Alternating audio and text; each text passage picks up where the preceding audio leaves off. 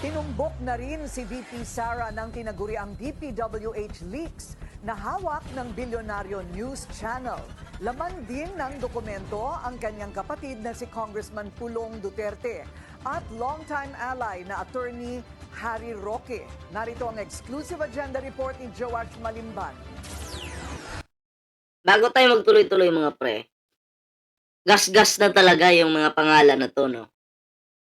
Kasi pag naiisip nating Pulong, Harry Roque, Sara Duterte, yan po yung mga graduate po. Magna, no? Magna po sila. Magnanakaw. Ayan, yung mga pangalan na yan. Oh, basta Pulong, Sara, hindi lang po magnanakaw, manlilin lang at mahilig po sila sa travels. Sana all. Mga Pilipinong nga. Nagtataka na nga lang ako bakit may mga sumusuporta pa dito at alam naman nila na itong mga to ay wala talagang mga silbi. Hindi marunong magtrabaho, di ba? Sinusuportahan pa rin ng sa bagay kapwa nila tanga, ano? Kaya kayo mga Pilipino na mga DDS, magising na kayo. Ano kayo? Nagayuma ba kayo? Naawa lang naman kasi ako sa inyo. Naawa lang. Kasi, syempre, tao din kayo na nagmukhang aso na. So, gising-gising po, no? So, ito po yung ating bibigyan ng counting reaction ngayon, mga pre. Pero, syempre, no? Bago po tayo tuloy-tuloy sa ating reaction, huwag kalimutang mag-like, share, and subscribe sa ating YouTube channel, mga pre. Syempre, no? May TikTok po tayo, may Facebook po tayo, at sana po ay tayo magkita-kita po dyan, mga pre. Oo, para naman maging updated po kayo sa ating social media accounts.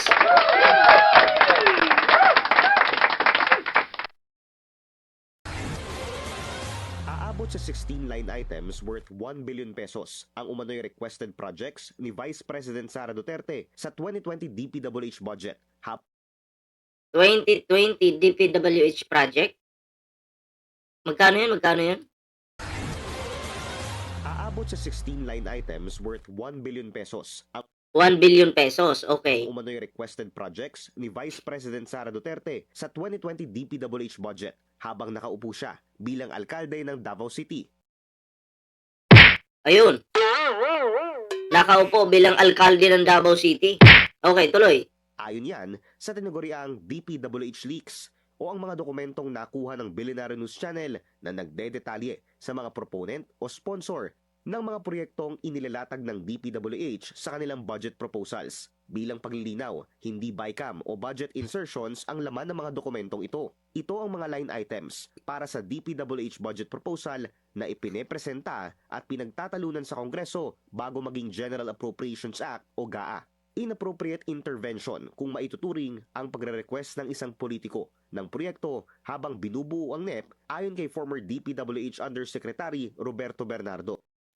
Ang mga politiko kasi, mga pre, magre-request po yan sila ng pera kasi yun, kailangan daw nila ng budget kasi may mga proyekto daw silang naisip na ito yung proyekto ko, ganyan. Siyempre, ipipresenta nila yan. Yung gusto nilang gawing proyekto. Pero pag nandyan na po yung budget, hawak na po nila. Ito in my opinion lang halimbawa, may 1 billion budget ka. Ang magagastos lang dyan sa project, siguro 30% o 40% lang. At binabagalan pa nila yung kanilang trabaho. Babagalan po nila yan. Hanggang sa bababa na sila bilang mayor, iba na naman uupo. Yun ay mamumroblema. Binibigyan ko lang po kayo ng aking idea or aking opinion, no? Halimbawa, may 1 billion ako. Gastusin ko lang dito yung siguro nasa lang, 30%. Pero dahan-dahan. Dadahan-dahanin ko po yan para matagal matapos. Oo. Para kunyari, syempre ang nasa isip ng mga Pilipino pag matagal matapos, magastos. Hindi po. Binabagalan lang talaga nila. Kumukuha lang ng ilang tao dyan. Tapos tatrabaho, ganun. Di katulad sa ibang bansa na binubuhos po talaga nila yung budget. Pag ito yung budget, buhos po talaga yan. Oo. Kaya madali po silang matapos. Ilang araw lang tapos na yung project, di ba? Sa Pilipinas, pabagalan. Oh, mas mabagal, mas maganda. Ganun po yan, ha. Mas mabagal, mas maganda. Ito, at least, no? 70% or 60% nabulsa mo na. Yung 40%, 30%, dyan sa project. Ganon yung mga diskarte ng mga politiko, mga pre. Diba? Pinapabagal po nila yung kanilang mga trabaho para magmukhang magastos. Pero ang totoo niyan, kaya nila pinapabagal kasi nagnanakaw po sila. Oh, yan po yung reality. Hindi naman po tayo bobo para hindi natin ma-analyze yan. Diba? Oh. Para pagbaba niya bilang mayor, hindi pa rin tapos yung project. Diba maraming nangyayaring ganyan? Hindi pa rin tapos yung project. Ang magpapatuloy yung kakaupo pa lang na mayor. Oh. Yun na naman problema ng pondo. Tak. Apply naman doon. Diskarte pa rin. Ang gagawin pa rin ng pumalit na mayor, kapatid, 1 billion. Halimbawa, 1 billion pa rin yung request or 2 billion. Ganun pa rin yung diskarte, pabagalin pa rin. Good luck. At least po, no, binigyan ko lang kayo ng idea. Dahil dapat namang galing ang budget proposal sa mga opisyal lamang ng DPWH. Bukod sa ilang anomalous BICAM insertions, dito rin umano nang gagaling ang sistema ng kickback scheme. Yusek Cabral would tell me that she would communicate and meet legislators to inform them of the amount of their allocations and ask them for titles of projects that they want to include in the DPWH budget. Sa pagsusuri ng Billionaire News Channel, tumagos sa 2020 GAA ang 16 requested projects ni VP Sara. Dalawa rito nakalista sa pangalang Mayor Sara Z. Duterte / RD Alan Borromeo, Region 11. Road projects ang lahat ng mga line item. 15 ang makikita sa Davao City, samantalang isa naman sa Davao del Sur. Bukod kay VP Sara, nakita rin namin ang pangalan ng kapatid nito na si Davao City Representative Paulo Duterte. 16 line items din ang umano'y requested ng kongresista na aabot ang halaga sa mahigit 764 million pesos. Oh, yan, 764 million pesos. Halimbawa lang, nakaipulong na yung budget. Okay, hawak na niya. Naniniwala ba kayo na magagastos niyan sa project niya? Lahat? Nako. Wag kami, hindi. Kung ang mga DDS na mga bobo at uto-uto, nauuto ng mga to, tayo po hindi. Politiko yan eh. Politiko. Diba? Manlilin lang. Wala pong politikong wala pong mga Duterteng politikong hindi magnanakaw. Kasi bakit? Bakit ko po nasabi yan? Hindi po kasi nila maipaliwanag yung yaman nila. Hindi nila kaya ipaliwanag. Sa bank accounts pa lang, ayaw nilang ipasilip sa taong bayan. Bank accounts nila. Kapag umiiwas ka, ibig sabihin, meron kang tinatago sa taong bayan. May pag-iwas eh. Diba? Sasabihin yung malinis mga Duterte, tangina. Maliit lang kasi yung utak nyo, kaya ganyan kayo magsalita. Naglilinis-linisan lang yung mga yan. Diba? At yung mga yan, tuwan-tuwa habang nagagamit kayo. Pinagtatanggol nyo sila. Tuwan-tuwa yung mga yan. Kasi nagpapagamit kayo eh, nauutok kayo eh. 40 ng kumpirmadong lumusot sa GAA. Ang 3 million pesos rehabilitation ng isang multi-purpose building sa Davao City. Nakita namin Yung billions ng mga Duterte, hindi natin makita kung saan napunta. No? Nandyan lang yan mga pre. Nagkukunyaring mahirap lang yung mga yan. Bigyan ko na lang kayo ng example. si Rodrigo Duterte noong siya ay president, no? Nung mayor pa lang si Digong, tingnan mo naman yung Kingdom of Jesus Christ, yung KOGC, 'di ba? Kalansay pa ba? Siyempre, kung mayor ka, magkano lang naman mananakaw mo, 'di ba? Pero nung naging presidente siya, biglang lumubo ang KOGC. Biglang yumaman ang KOGC. 'Di ba? Yun pala, ang taong bayan may ambag dyan. Dahil di umano, okay? Noong 2016 pa lang pag-upo ni Digong, nagnanakaw na siya. Okay? Natapos yung pagnanakaw 2022. Billions po ang ninakaw di umano ni Digong. Bakit? Yung mga billions na yan, nilalagay na sa maleta eh. Dinideliver na eh. Sino po yung nag-booking nito? Sino po yung naglaglag kay Digong? Si Sara Duterte. Sabi ni Sara, hindi pa kami nakaupo dyan dati. Bilang Vice President. May nabalitaan na ako na may mga malita issue na nagnanakaw daw. Okay, kaninong panahon yun? Di ba kay Digong? Pansinin nyo, sa panahon ni Digong, bago magsimula si Digong hanggang sa pagbaba ni Digong, yumaman ang Kingdom of Jesus Christ.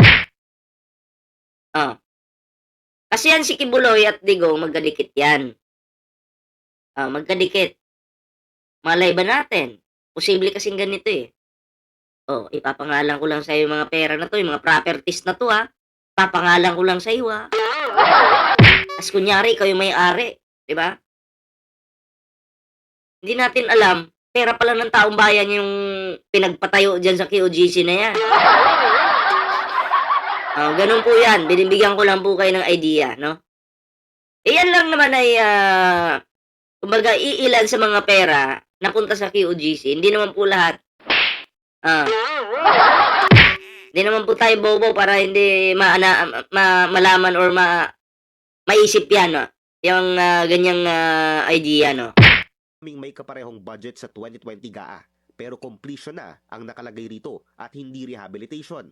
Ang isang 149 million peso road project naman sa Davao City, tila nahati sa dalawa pero napunta pa rin sa iisang kontraktor. Lahat ng proyekto Paldo yung kontraktor tatagpuan din sa Davao City. Samantala, 4 na proyekto rin ang nakalista kung saan ang nakalagay na proponent ay si former presidential spokesperson, Attorney Harry Roque. 2 ang tumagos sa GAA worth 2 million pesos each. Ang 4 na requested items ay matatagpuan sa Ifugao, Batangas, Cavite at Laguna. Sinisika pa namin kunin ang panig ng mga Duterte at ni Roque, pero wala pa silang tugon sa aming mga mensahe. Sayang yung 3 bugok na itlog na yan. Matindi yung mga baho niyan. Ayan. Di ba may bali-balita na papasukin daw yung bahay ni Pulong kasi may search warrant nga daw, and then yung KOGC papasukin daw. Oo. Yung sinasabi nila na yun mga pre, ano na lang yun? Kumbaga, gawa-gawa po nila yun. Wala pong katotohanan yan. Yung sinasabi nilang papasukin daw yung KOGC, bahay ni Pulong, ano po yan? Tinitesting po nila yung mga Pilipino kung sino pa ba yung mga kakampi nila. Kung sino pa ba yung mga mag-worry sa kanila, kung buong mundo ba, buong bansa mag-worry ba sa kanila. Yun po yung nakikita ko dyan, ano? Oo. Kasi malapit na yung eleksyon. Tinitesting na po kayo. At abangan nyo pa po yan. Marami pa mga susunod na papasukin daw yung bahay ni Digong, papasukin daw yung kanila. Basta mga bahay ng mga Duterte. Abangan nyo. Nahulaan ko na in the future. Ganun po yan. Pero wala naman po talagang ganun na ang Kingdom of Jesus Christ is papasukin, walang ganun. Diba? Kasi kung may search warrant po, ang PNP hindi na po magsasayang ng oras yan. Pupunta at pupunta po yan. Papasukin at papasukin po yan. Diba? Pero ang tanong, bakit wala po hanggang ngayon? Dahil yan po ay kanilang drama. Kanilang pakulo. Diba? Para kayo linlangin, para kayo mag-worry. Para sa kanila. Pero wala naman po talagang ganun. ginagago na lang po kayo ni Pulong, ni Sara Duterte, at ng mga Duterte na yan, lalong-lalo na, no? Ang buong pamilyang yan. Kaya tanga na lang talaga ang maniniwala dyan. Bobo na lang ang maniniwala dyan. Ah. Kaya kung ako po sa inyo, mga pre, gamitin yung utak. Paganahin yung utak. Utak ba? Hoy! Eto, paganahin to. Diba? Kasi, paniwalang-paniwala kayo na papasukin yung QGC. Isa pa ito. Papasukin yung QGC, bahay ni Pulong. Isa pa ito. Ginagawa nila yan para magalit kayo sa administrasyon. Para sabihin ninyo, na ano ba naman itong administrasyon, ginigipit ngayon yung mga Duterte. Wala namang ebidensya na papasukin ah. Asan resibo? Meron ba? Wala. Walang resibo. So, huwag kayong gagawa ng kwento. Tanga-tanga pala kayo eh. Ha? O, kayo mga pre, anong reaction ninyo dito? Ayan, comment down below para naman po mabasa natin yung inyong kanya-kanyang opinion at reaction sa videong ito. Ayun syempre, no? Bago po tayo magtapos sa ating video ngayon, huwag kalimutang mag-like, share, and subscribe para naman maging updated kayo sa mga uploads natin. And syempre, mga pre, may ano po tayo dyan. May Facebook page, may TikTok po tayo. Sana po inyong suportahan yung ating social media accounts. So maraming salamat. Kita-kits po sa susunod na video, mga pre. Ayun huwag pong magpapalin lang sa mga Duterte. Gamitin po natin yung utak. Utak po ang kailangan. Okay? So maraming salamat po. Magandang araw po sa iyo lahat. Kita-kits po tayo sa susunod na video. Paalam po pansamantala.